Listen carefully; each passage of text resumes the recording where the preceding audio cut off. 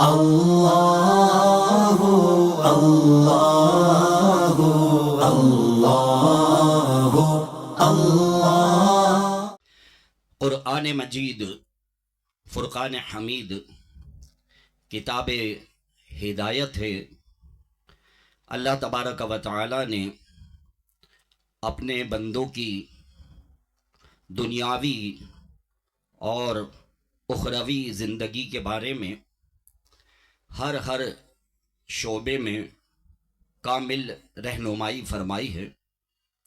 چنانچہ فکر آخرت کے حوالے سے اگر قرآن پاک کا مطالعہ کیا جائے تو ہمیں متعدد آیتیں ایسی ملیں گی کہ جن میں اللہ تبارک و تعالی نے اپنے بندوں کو آخرت کی تیاری کی فکر اور آخرت کی تیاری کے بارے میں شعور اور آگہی عطا فرمائی ہے۔ چنانچہ سورۃ الحشر میں ہے، رب کریم ارشاد فرماتا ہے وَلْتَنظُرْ نَفْسٌ مَا قَدَّمَتْ لِغَدٍ۔ ترجمہ کنز الایمان۔ امام اہل سنت مولانا شاہ احمد رضا خان علیہ رحمت الرحمن آیت مبارکہ کے اس حصے کا اس طرح سے ترجمہ فرماتے ہیں، اور ہر جان دیکھے کہ کل کے لیے آگے کیا بھیجا۔ گویا کہ آیت مبارکہ کے اس حصے میں اللہ تبارک و تعالی نے بنی نوع انسان کو اس غور و فکر کی دعوت دی ہے کہ وہ اپنا محاسبہ کرے اور یہ دیکھے، سوچے، غور کرے کہ کل کی جو آنے والی آخرت کی زندگی ہے، مرنے کے بعد جب اس کو دوبارہ اٹھایا جائے گا تو اس جہان کے لیے اس نے آگے کیا بھیجا ہے، اور اس آنے والے اس جہان کے لیے اس نے آگے کیا تیاری کی ہے۔ اسی کو فکر آخرت کہتے ہیں۔ منقول ہے کہ ایک ایسا شہر تھا کہ اس شہر کے لوگ ہر سال اپنا بادشاہ منتخب کرتے تھے، اور ایک سال پہلے کا جو بادشاہ ہوتا تھا اس کو معزول کر دیتے تھے، اور ہوتا یوں تھا کہ جب سال پورا ہو جاتا تو وہ شہر کے لوگ اپنے بادشاہ کو تخت سے اتارتے تھے، پھٹے کپڑے اس کو پہناتے تھے، اور اس سے ساری سہولیات جو ہے عیش و عشرت کی سب چھین لیتے تھے، اس کے ہاتھ پاؤں باندھ کے اور دور جنگل میں جا کر کے اس کو بے یار و مددگار چھوڑ کے آ جاتے تھے۔ اور جب اگلی صبح ہوتی تھی تو وہ شہر کے لوگ جو ہے وہ شہر کی فصیل پر کھڑے ہو کر انتظار کرتے تھے، جو شخص سب سے پہلے شہر میں داخل ہوتا تھا اس کو یہ اپنا بادشاہ بنا لیتے تھے، اور پھر ایک سال تک وہ ان کا بادشاہ رہتا تھا، اور جب سال پورا ہوتا تو پھر اس کو معزول کر کے نیا بادشاہ منتخب کر لیتے۔ تو اس شہر کے لوگوں کا یہ ایک عجیب جو ہے وہ طور طریقہ تھا۔ تو کہتے ہیں کہ جب ایک مرتبہ سال پورا ہوا تو ان شہر کے باسیوں نے یہی کیا کہ اس بادشاہ کو جو وہاں موجود تھا معزول کیا، پھٹے پرانے کپڑے اس کو پہنائے، ساری سہولیات عیش و عشرت کی چیزیں اس سے چھین کے اس کے ہاتھ پاؤں باندھے، اور کسی جانور پر اس کو بٹھا کر کے لے گئے، اور جنگل میں دور دراز کہیں اس کو چھوڑ کر کے آ گئے۔ اور جب اگلے دن کی صبح تھی تو صبح ہی صبح یہ سارے شہر والے اس شہر کی فصیل پر کھڑے ہو گئے، اور کھڑے ہو کر انتظار کرنے لگے کہ دیکھیں بھائی آج سب سے پہلے صبح ہمارے شہر میں کون آتا ہے۔ تو ایک نوجوان تاجر تھا، وہ اپنے سواری کے جانور پر تجارت کا سامان لے کر اس آس میں کہ چلو بھائی اس شہر میں جا کر کچھ اپنا سودا بیچیں گے، تو وہ شہر کی طرف آ رہا تھا۔ جب وہ شہر میں داخل ہونے لگا تو سارے شہر والے نعرے لگانے شروع ہو گئے، بادشاہ آ گیا، بادشاہ آ گیا.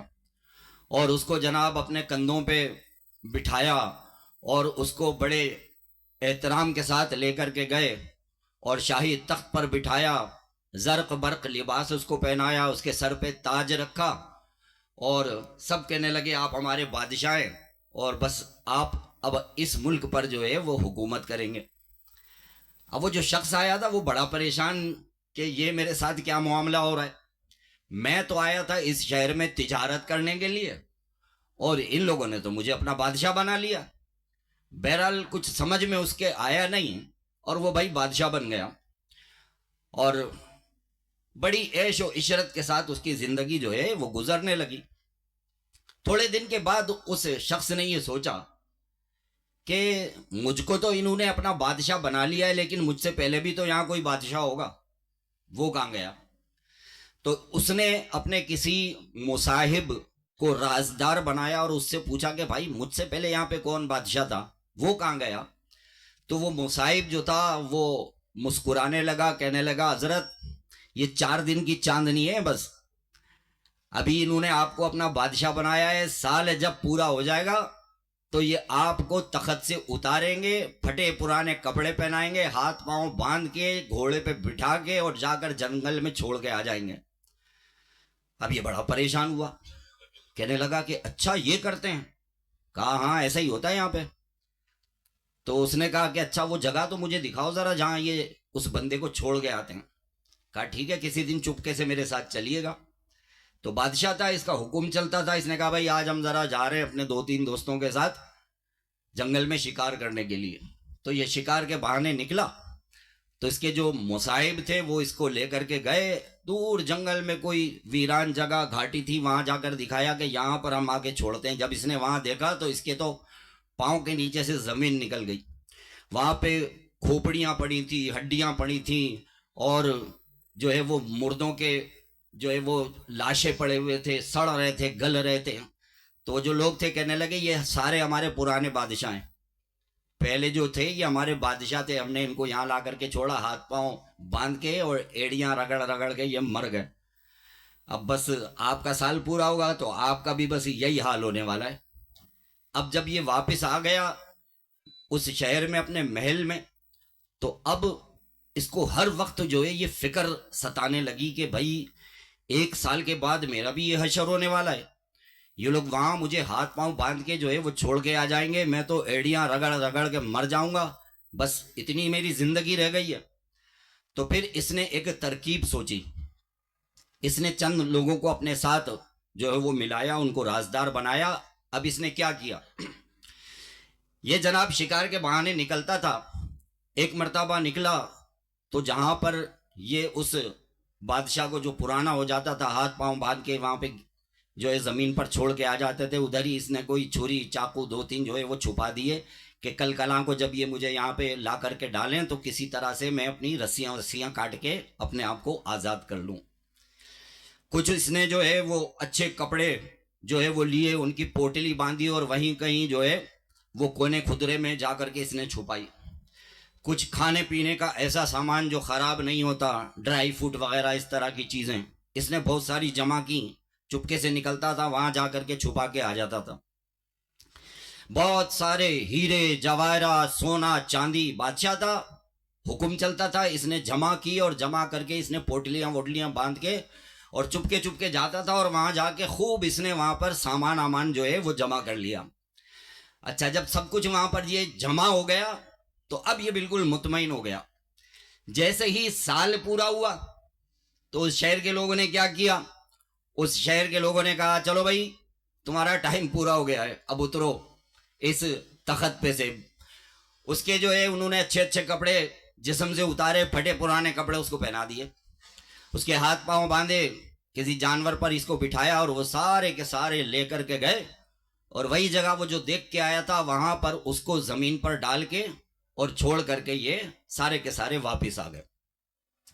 اب یہ جب وہاں پہنچا تو اس نے کسی نہ کسی طرح جہاں اس نے وہ چھپائی ہوئی تھی چھری چاقو وغیرہ، کھسک کھسک کے اس نے وہ اٹھایا، اپنی رسیاں کاٹی، رسیاں کاٹ کے یہ اپنے آپ کو اس نے آزاد کیا. آزاد کرنے کے بعد جناب والا اس نے جو وہاں کھانے پینے کی چیزیں اور کپڑے اور ہیرے جواہرات جو کچھ اس نے جمع کیے تھے وہ سارے کا سارا اس نے اٹھایا اور خوشی خوشی بھائی وہاں سے وہ آگے کی طرف چل دیا.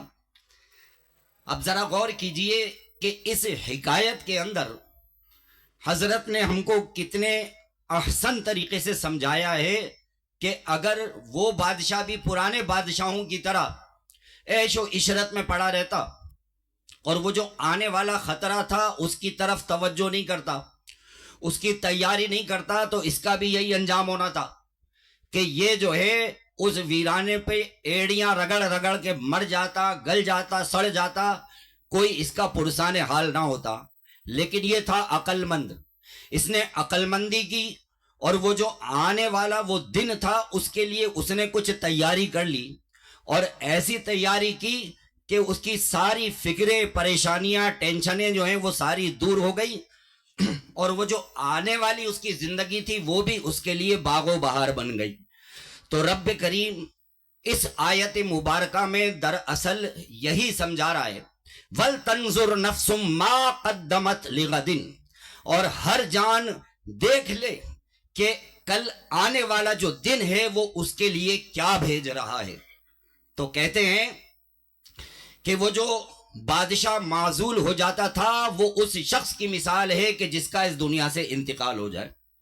جب اس کا انتقال ہو جاتا ہے تو کیا کرتے ہیں, جسم پر سے کپڑے اتار کے اس کو کفن پہنا دیتے ہیں, اس کو ایک پنجرے میں بند کرتے ہیں, کندھوں پر اٹھا کر کے لے کے جاتے ہیں. کہاں لے کے جاتے ہیں؟ ویران جگہ, قبرستان, جہاں کوئی رہتا بھی نہیں ہے زندہ شخص, اس قبرستان میں لے جا کے گڑھا کھود کے وہاں اس کو دفن کر کے واپس آ جاتے ہیں. تو کہتے ہیں کہ وہ معزول ہونے والا جو بادشاہ ہے دراصل وہ شخص ہے کہ جس کا اس دنیا سے انتقال ہو جائے. تو جس شخص نے اپنی آنے والی اس زندگی قبر و حشر کے لیے کچھ تیاری نہیں کی تو وہ انہی بے وقوف بادشاہوں کی طرح ہے کہ جو گل سڑ کر وہاں مر گئے ایڑیاں رگڑ رگڑ کر. لیکن جو شخص دنیا میں آیا اور اس نے آنے والی اس زندگی کو سمجھا اور آخرت کی فکر کی, دنیا میں آ کر اس نے نیک اعمال کیے, اس نے نیک اعمال کا ذخیرہ جمع کیا اس آنے والی زندگی لیے, اس آنے والی زندگی کے لیے, تو وہ بے فکر ہو گیا. اس لیے کہ اس کو پتا ہے کہ میں نے اپنے رب کو راضی کیا ہے تو آنے والی زندگی بھی میری خوشحال ہوگی. میں نے اپنے رب کو راضی کیا ہے تو آنے والا جو میرا آخرت کا معاملہ ہے وہ بھی انشاءاللہ اچھے سے اچھا ہو جائے گا. تو میرے پیارے بھائیوں, زندگی نہایت ہی مختصر ہے. یقیناً عقل مند شخص وہی ہے کہ جس کو جتنا دنیا میں رہنا ہے اتنی دنیا کے لیے, اور جتنا عرصہ قبر و آخرت کا ہے اتنی قبر و آخرت کی تیاری میں مصروف ہو جائے. ہمارے رب عز و جل کی طرف سے ہم کو یہ جو ہے وہ مواقع دیے جاتے ہیں کہ دیکھو ایسی ایسی راتیں عطا فرمائی ہیں کہ ایک رات کی عبادت کرو تو 1000 مہینوں کی عبادت سے زیادہ کا ثواب ملتا ہے.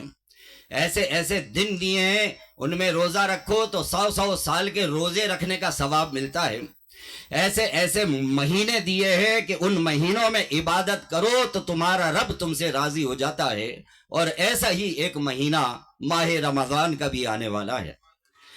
ایسے ہی مبارک اور پیارے پیارے دن ماہ رمضان کے آنے والے ہیں.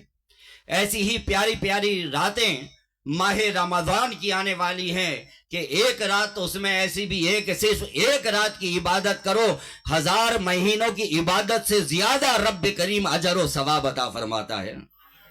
تو یقیناً عقل مند شخص وہی ہے کہ جو اپنی آخرت کی تیاری کی فکر میں لگ جائے اور یہ سوچے کہ مرنے کے بعد میرے ساتھ کیا ہوگا.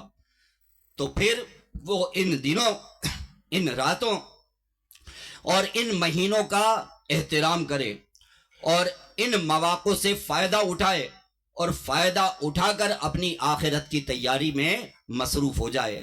اللہ تبارک و تعالیٰ سے دعا ہے کہ صحت کے ساتھ, تندرستی کے ساتھ, ایمان کی تازگی کے ساتھ, نیک عمل کے جذبے کے ساتھ ہم سب کو ماہ رمضان کا دیدار نصیب فرمائے. माह रमज़ान के हम पूरे रोज़े रख लें, रब करीम ऐसी सेहत व नेकी की हम सबको तौफीक अता फरमाए। हर नमाज जमात के साथ अदा करने की कोशिश करें, अल्लाह ताला हम सबको ऐसा नेकी का जज्बा नसीब फरमाए।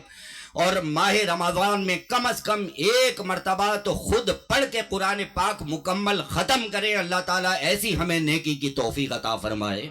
माह रमज़ान जो है वो नुज़ूल कुरान का महीना है, इसीलिए तरावी के अंदर जो है हर जगह तिलावत कुरान की महफिलें जो है वो सजाई जाती हैं। तो सिर्फ तरावी में ही नहीं बल्कि खुद पढ़ कर भी कम अज़ कम एक मरतबा तो ज़रूर माह रमज़ान में कुरान पाक मुकम्मल पढ़कर ख़त्म कुरान करने की हर मुसलमान को कोशिश जो है वो करनी चाहिए। अल्लाह तबारक व तआला से दुआ है कि हमें इस हमारे इरादे पर इस्तिकामत अता फरमाए और हमको ये नेक आमाल करने की तौफीक अता फरमाए। अगर आपको ये वीडियो पसंद आई हो तो इस वीडियो को लाइक करें, कमेंट्स करें, शेयर करें और मेरे इस चैनल को सब्सक्राइब करें। जज़ाकल्लाहु खैर।